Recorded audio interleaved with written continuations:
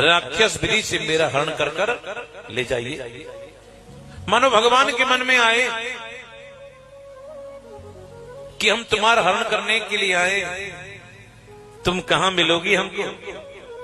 मंदिर मिलोगी, बगीचे में मिलोगी, या जीवी रोड पर मिलोगी? बोलो राधे राधे। सज्जनों, मैं स्वामी बाल भरत जी महाराज राम धिकारी कथादास।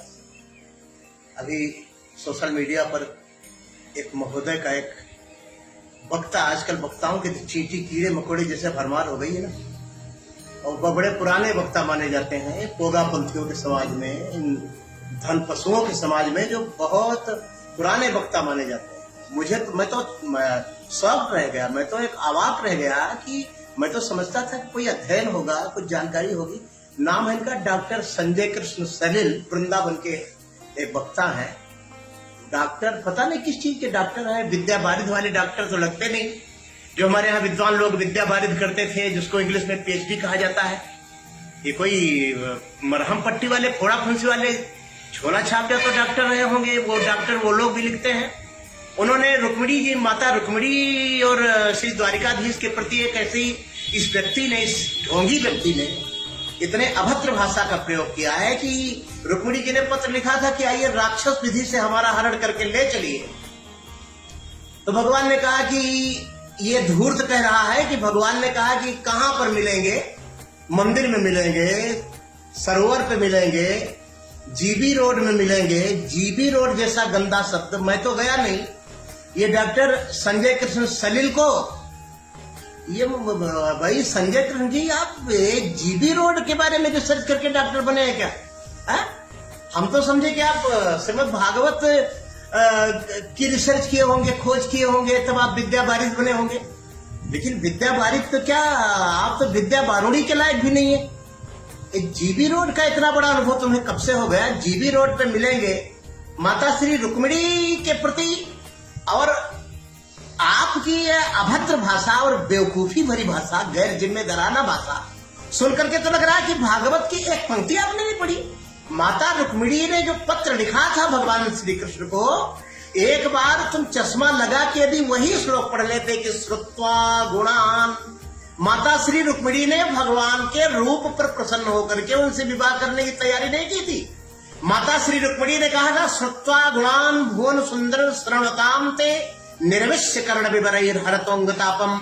हे द्वारिकाधीश, बाबा महात्मा श्री गुरुदेव नारद जी महाराज के मुखारविंद से मैंने आपके गुणानुवाद सुने। वो गुणानुवाद किसी साधारण इस नश्वर मनुष्य का गुणानुवाद नहीं था। वो गुणानुवाद ऐसा था कि जो कान में पड़ते ही हरतोंगतापम, जीवन के अंग प्रत्यंग के, मन वाणी के ताप का हरण करने वाला भगवान का जो चरित्र था, भगवान की कथा सुनकर के रुक्मिणी जी ने वर्णन किया था, जिसको तुम्हारे जैसे महामूर्ख लोग मुझे कहते हुए बड़ी पीड़ा हो रही है। आप उम्रदार हैं और बुढ़ापे में जब आदमी की बुद्धि बहकती है ना, बुढ़ापे में जब व्यक्ति फिसलता है तो 7 जन्म तक उसकी बुद्धि शुद्ध नहीं होती। मुझे कष्ट हो रहा है आपको ऐसा बोलते हैं। आप उस पे जीबी रोड पे मिलने की बात कर रहे हैं और कह रहे हैं राक्षस विधि से हमारा हरण करिए। पहली बात तो मैं कहना चाहूंगा, रुक्मिणी का भगवान ने हरण ही नहीं किया था। हरण का मतलब क्या होता है? एक की अनिच्छा हो, एक की इच्छा हो, किसी को जबरदस्ती घसीट करके, जैसे रावण ने भगवती सीता की इच्छा के विपरीत हरण किया था। लेकिन माता रुक्मिणी ने तो पत्र लिखा था भगवान को। ये कौन सा हरण है और ये कौन सा राक्षस विधान का विवाह है? राक्षस विधान का विवाह आप जानते हैं?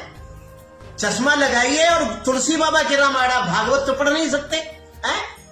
तया परित्रास विकंपितांगया सुचा वसिष्ठं मुखरुद्ध कंठया कातरी विश्रंसित हेममालया ग्रहीत पादः करुणो। ये वही रुक्मिणी विवाह प्रसंग के श्लोक हैं। वो तो शायद आप पढ़ नहीं सकते, और ना आपके पोंगापंथी जो श्रोता बैठे खीस निकोड़ रहे। हमको तो बड़ा तरस आ रहा है, आंधर गुरु बहिर चेला होए नरक में ठेलम ठेला। ऐसे अज्ञानी श्रोताओं ने तुम्हें भगवान बना दिया।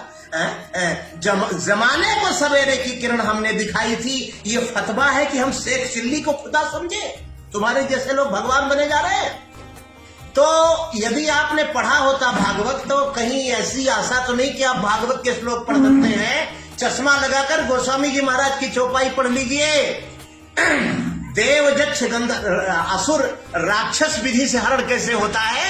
देव जक्ष गंधर्व नर किन्नर नाग कुमार जीत बरी निज बाहुबल बहुत सुंदर बरनार। ये कि एक तो ये रूप है राक्षस विधि से विवाह करने का, और राक्षसों में एक परंपरा और थी, ससुर कन्या को लेकर के कन्या के पिता स्वयं दे आता था। मैं तनुजा मंदोदरी नामा परम सुंदरी नारी ललामा, स्वयं मैं भी रावण आनी। मैदानों ने अपनी कन्या को ले जाके रावण को दिया था इस आशा से कि राक्षसों की महारानी बन जाएगी। तो थोड़ा पढ़ा बढ़ा करो भाई है।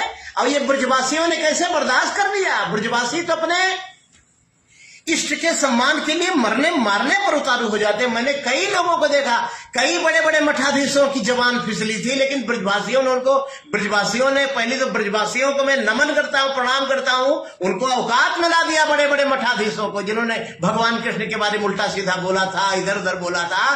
तो ब्रजवासियों से हाथ जोड़कर निवेदन है कि भैया इस धूर्त को भी पकड़ो थोड़ा, और ले जाके बांके बिहारी मंदिर पर सामूहिक माफी मंगवाओ, इसको चेतावनी दो कि इस तरह से हमारी माता रुक्मिणी हमारे श्री द्वारिकाधीश के प्रति एक जीबी रोड पे मिलने के शब्द का प्रयोग ना करें। हम तो भागवत वक्ता समझ रहे थे, अब ये जीबी रोड की बात कर रहे हैं डॉक्टर संजय कृष्ण। तो अब आप लोग सोचिए, इनको भागवत का वक्ता होना चाहिए था कि जीबी रोड पे वही दलाल होना चाहिए था इनको वही का। मेरा एक 4 पंक्ति का छंद है, उसको मैं बोलकर बाणी विराम लेना चाहता हूं कि काऊ काऊ काऊ ही है कोकिला कबैन, जहां कैसे ज्ञानियों का यहाँ ज्ञान बच पाएगा, अपोगा पंथियों का मान होगा, जिस देश में तो पंडितों का कैसे सम्मान बच पाएगा, और भ्रष्ट चाटुकार शासकों की थी लगी बाजार, कैसे देश भारत महान बच पाएगा, अब कल के कुचक्र का प्रचंड वार बार बार, कैसे वेद शास्त्र व पुराण बच पाएगा। तो भाई डॉक्टर संजय कृष्ण सैल जी, इन वेद शास्त्र पुराणों की रक्षा आप न कर सके तो कम से कम जलाने का काम